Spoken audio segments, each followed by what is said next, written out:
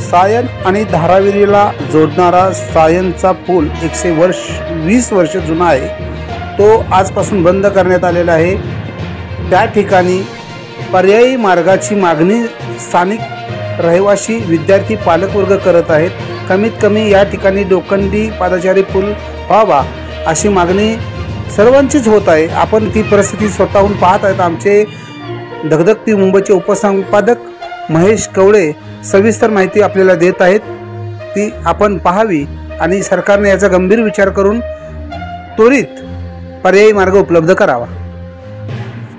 आज आपण धारावीमध्ये आलो आहोत आणि धारावीचा जो 120 वर्ष जुना पूल आहे तो पाडण्यात आलेला आहे आणि तो पाडल्यामुळे धारावीकरांची अत्यंत गैरसोय होत आहे आणि लहान मुलं जाणारे आणि जवळजवळ इथे 10 ते 12 शाळा अशा आहेत की त्या शाळेमध्ये संपूर्ण 80% धारावीतले विद्यार्थी जातात आणि त्याच अनुषंगाने धारावीकरांना चांगली सुविधा मिळावी, एक मार्ग चांगला असावा जेणेकरून विद्यार्थी आणि पालक यांना जाण्यासाठी तो वेगळा असा खुल्ला करावा। का आता आपण इथे पाहतात की संपूर्ण ज्या बाईक लागलेल्या आहेत त्या विद्यार्थ्यांना शाळेमध्ये सोडण्यात आणि घेऊन जाण्यासाठी येतात आणि संपूर्ण ही अशी जी व्यवस्था जी आहे ना ती ढासळलेली आहे आणि विद्यार्थी आणि पालकांमध्ये एकदम असंतोष असा निर्माण झालेला आहे। त्यांना एक सुख सुविधा अशी कुठली गोष्टीची नाही।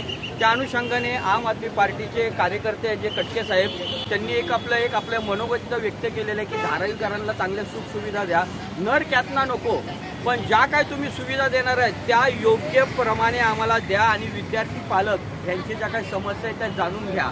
विकासाला आमचा विरोध नाही, परंतु विकास करत असताना धारावीकरांच्या मनामध्ये काय भावना आहेत त्या जाणून घ्या। धगधगती मुंबई प्रतिनिधी महेश कवडे। सायनचा जो हा ब्रिज आता पाडण्यात आलेला आहे, 1 तारखेपासून बंद केलेला आहे, बरेचशा नागरिकांची तक्रार आहे, त्याविषयी तुम्ही काय सांगाल? बघा, हा धारावीच्या लोकांना म्हणजे धारावीमध्ये कमीत कमी 10 लाखाचं पॉप्युलेशन आहे, परंतु कमीत कमी 5 लाख लोक जे आहेत ते ज्यांना अगर सायनला जायचं आहे तर त्यांच्यासाठी हा एकमेव रस्ता आहे। पण आज हा ब्रिज तोडण्यात आला, या ठिकाणी पर्याय व्यवस्था काहीच नाही। आता या तुम्ही बघितलं तर इकडं आवर लेडी स्कूल आहे, त्याच्यापुढं PWS आहे, साधना विद्यालय आहे, गणेश शाळा आहे, कॉलेजेस आहेत, टोटल 22 शाळा ज्या आहेत। कारण धारावीमध्ये एवढं वर्ष झाले आपण राहतो, पण धारावीमध्ये एखादी नवीन चांगली शाळा बनली नाही। धारावीमध्ये आपल्या पोरांना काही सुविधा नाही, सगळ्या सुविधा साईनमध्ये आहे, पण जाण्यासाठी हा एकमेव पर्याय आहे। सकाळी जेव्हा शाळा सुटते त्यावेळेस अशी परिस्थिती आहे इकडं की लहान पोरांमध्ये चेंगराचेंगरी होऊ शकते, अशा प्रकारचा नॅरो रोड आहे आणि दुसरी पर्याय व्यवस्था पण नाही। तर शासनाने आता कोणताही निर्णय घ्यायचा पहिलं थोडं इकडची काय परिस्थिती आहे त्याचा अभ्यास केला पाहिजे, बघितलं पाहिजे की पर्याय व्यवस्था आपण काय देऊ शकतो, पण अशा कोणतीही पर्याय व्यवस्था या ठिकाणी नाही। कारण आता लहान लहान पोरं जे आहेत ते शाळेत जातात, त्यांना येण्यासाठी दुसरा कोणता मार्ग नाही। जे पालक जे आहेत जे बाईकवर येतात ते सुद्धा आता ह्या ठिकाणीच बाईक पार्क करतात आणि इकडून त्यांना चालत आपल्या मुलांना आणायला जायला लागतं आणि गर्दी एवढी होते शाळा सुटते त्यावेळेस। मग त्यावेळेस काही कर्मचारी असतील, शाळेचे विद्यार्थी असतील, पालक असतील, बाकीचे धंदेवाले असतील, या सर्वांचाच फार मोठा प्रॉब्लेम जो आहे या ब्रिजच्या माध्यमातून होणार आहे। हा ब्रिज आता तोडला, तुम्हाला दिसतो इकडं या ठिकाणी बोर्ड लावला आहे की आजपासून हा ब्रिज बंद करण्यात आला, परंतु या ठिकाणी कोणत्याही कंपनीची वर्क ऑर्डर नाही। हा ब्रिज कधीपर्यंत बनणार आहे अशी कोणतीही सूचना या ठिकाणी लावलेली नाही।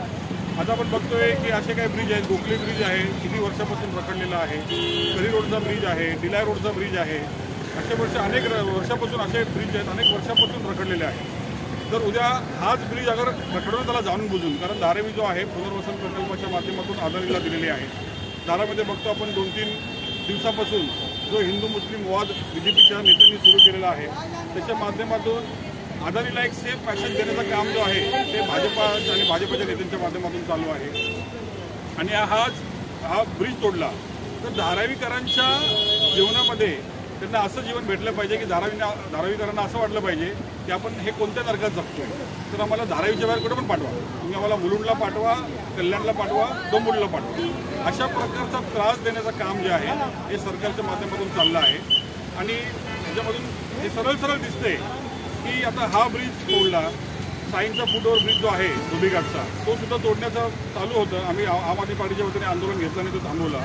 सायन हॉस्पिटलचा ब्रिज जो आहे तो पण डळमळीत झालेला आहे, तो पण तोडू शकतात। तर पूर्ण धारावीचे जेवढे ॲक्सेस आहेत ते सगळे बंद करणे, धारावीमध्ये काय चालू आहे ते धारावीच्या बाहेरच्या लोकांना कळून देणे, धारावीमध्ये जातीय दंगल उपस्थित करून एक इलेक्शनचा अजेंडा बनवून पूर्ण मुंबई आणि महाराष्ट्रामध्ये त्याचा फायदा करून घेणे, अशा प्रकारची प्रयोगशाळा जी आहे ही भाजपाने आणि भाजपच्या नेत्यांनी धारावीला केलेली आहे.